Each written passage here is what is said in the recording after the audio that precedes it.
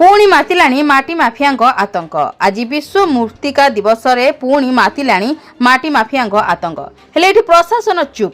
बाली और माटी को सरकार लघु खनिज द्रव्य मान्यता देइथिया बेले मात्र मानुनाहांती केतक चोरा माटी माफिया। चतुर्थ स्तंभ कुआ जाउथबा सांबादिक उपरे माटी माफिया आक्रमण एक मास बीतीगला परे भी निद भांगुनी प्रशासनर। एबे भी मिरिगिड़िया कंधारू दिन राति ट्रैक्टर हाईवा रे और जेसीपी साहाय्य शह शह ट्रिप लघु खनिज द्रव्य चोरी करी बिकुछंती माटी माफिया। एठी लक्ष लक्ष टंकार राजस्व क्षति हेउथिबा बेले केबे गिरफ हेबे माटी माफिया। एपटे कुजंग थाना सेपटे अभय चांदपुर थाना मझिरे माटी माफिया करुछि खेल। हेले एठी प्रशासन चुप। एभली दृश्य देखिबाकु मिलिछि कुजंग तहसील अधीन मिरिगिड़िया गहिर रे। राति दिन बिना रॉयल्टी रे माटी माफिया माने हाईवा और जेसीपी साहाय्य शह शह माटी ट्रिप बिक्री करथिले। किछि दिन हेबो वर्षा हेबारु गहिर रे पानी जमी रहितिबारो हाईवा और जेसीपी जाई पार नथिला। हेले गहिर सुखी जिबारु बिना रॉयल्टी रे राति दिन जेसीबी ट्रैक्टर और हाईवा साहाय्य शह शह ट्रिप चोरा माटी बिक्री करुछंती माटी माफिया। एई माटी माफिया माने चतुर्थ स्तंभ कुआ जाउथुवा सांबादिक उपरे आक्रमण करिबार एक मास बीती गलानी। हेले गिरफ हेउनी माटी माफिया। एबे भी माटी माफियाଙ୍କ राज एठी आईन श्रृंखला विपर्यस्त होई गलानी। केबे माटी बोझे हाईवा और जेसीबी को सीध सह माटी माफिया को गिरफ करिवो माइंस विभाग, जहाको ने आज जिला प्रशासन को अनुरोध करछंती। कुजंग ब्लॉक बीजेडी सभापति मनिंद्र गुरु और समाजसेवी चंद्रशेखर सतपथी। मो ना है चंद्रशेखर सतपथी।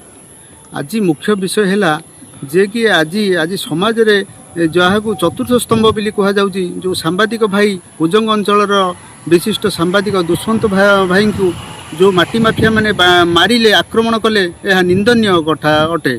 आज तांको मासे हेलानी तांको कौनसी कार्यानुष्ठान कि गिरफ करा जाउ नाही।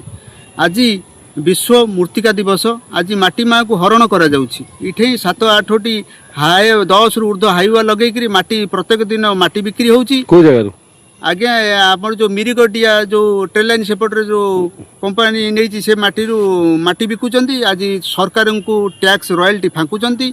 मु तो माननीय जिलापाल महोदय एसपी महोदय को धन्यवाद देवी। सेपटे जो विगत दिन बाली चोर होता से धरिकी से माटी माफिया बाली माफिया ना दृढ़ कार्यानुष्ठान ग्रहण करते। इठे जो माटी बिक्री हो गवर्नमेंट को टैक्स फंका हो कोटी कोटी टैक्स फंका जाऊँगी। तेणु जिते बड़े जिलापाल महोदय एसपी महोदय बाली माफिया प्रति दृढ़ कार्यानुष्ठान रोचंती। ये जो आम माइंस डिपार्टमेंट रही तहसिल डिपार्टमेंट रही एम अंडर माटीर दायित्व जाइए माटी रॉयल्टी गवर्नमेंट को टैक्स आसुनी। माटी माफिया सहित एम अनुप्राणित कहीं एत आत्मीयता कौन से दृढ़ कार्यानुष्ठान ग्रहण करा जाऊ। सांबादिक को माड़ मराई गिरफ करा जाऊ। एति मोर दाबी रोची। आज मनिंद्र गुरु सभापति कुजंग विजु अंचल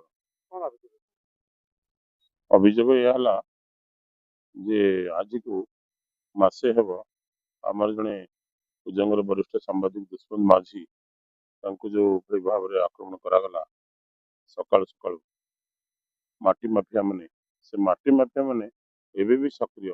मझे वर्षा हो माटी उठी पार ना। एबे पुणी दिन को 20-30 गाड़ी 40 गाड़ी 50 गाड़ी माटी उठौची। चोरा माटी राति दिन में उठाउछंती।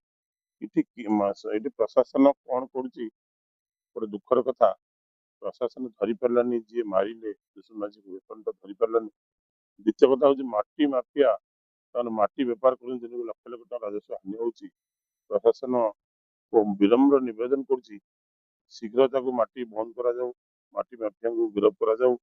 दुष्मंत माझी की जी बाड़ी जो माटी माफिया भी गिरफ करा जाऊ। जदि न पाऊँ प्रशासन बापा मान गिरफ करा जाऊ। माँ अटक रखा जाऊ। यदि यह न करा बर्तमान आईन श्रृंखला विपर्यस्त होगा जाऊँगी। तो मु अनुरोध कर जिला प्रशासन को खूब शीघ्र माफिया विरुद्ध दृढ़ कार्यानुष्ठान। जगतसिंहपुर संतोष मालांग रिपोर्ट, जन अधिकार लाइव।